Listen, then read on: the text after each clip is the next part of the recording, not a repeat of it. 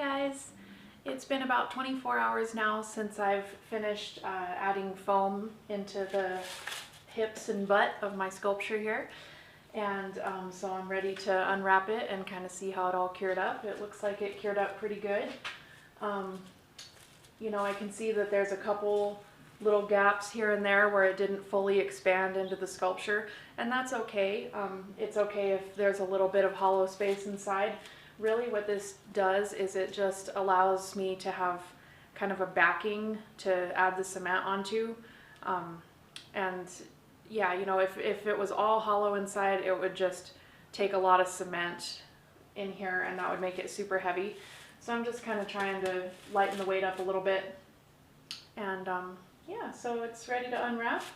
And then after that, I'm going to add some lath so that I can start sculpting her in cement.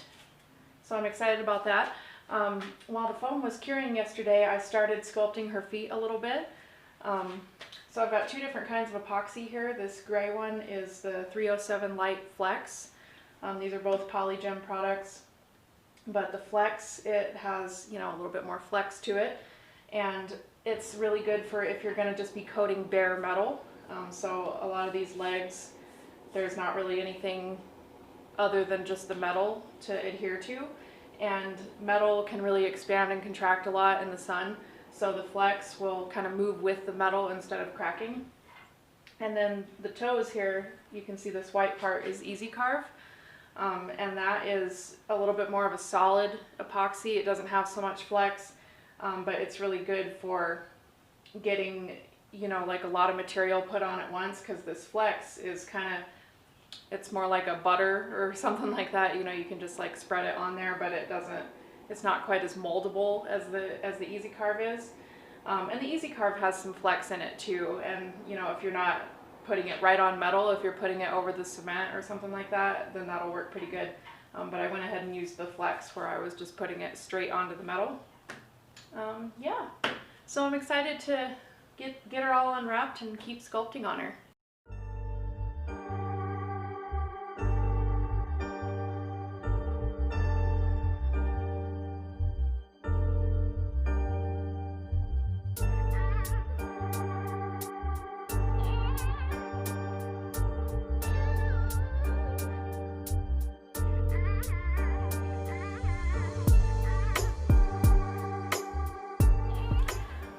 So I finished putting the lath on the hips and butt of my sculpture, and like I mentioned in the last video, the lath is just this steel mesh which they use for stuccoing walls and things like that, and what it does is it just gives the cement more strength and makes it less brittle, you know, gives it kind of a framework sort of.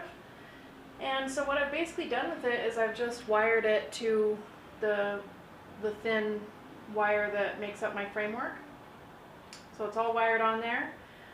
It's filled with foam and it's ready to start sculpting in cement. Hello again.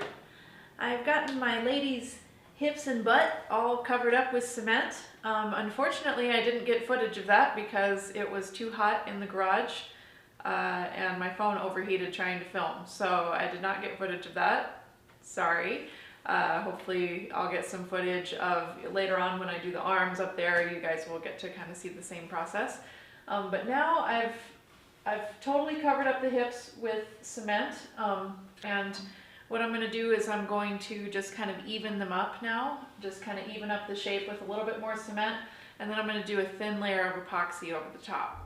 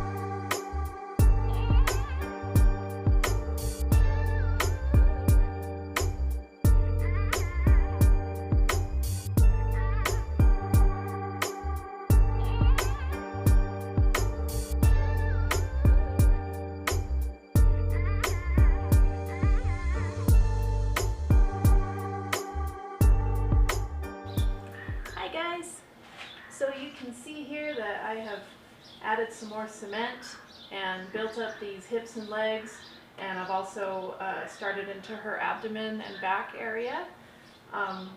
And yeah, so I'm finished with cement for right now, and I'm going to start smoothing these areas over and getting kind of a more refined look with the epoxy. And the epoxy is also going to add some strength to it. The cement is strong, but it's brittle, and the epoxy has some good flex to it. So yeah, so it'll be a good finish. It'll allow me to get more realism and more details in the piece. And yeah, so I'm basically just finishing up this lower section, and then I'll move her to the ground and build the rest of her, you know, build the arms and face and breasts and all that area. Yeah.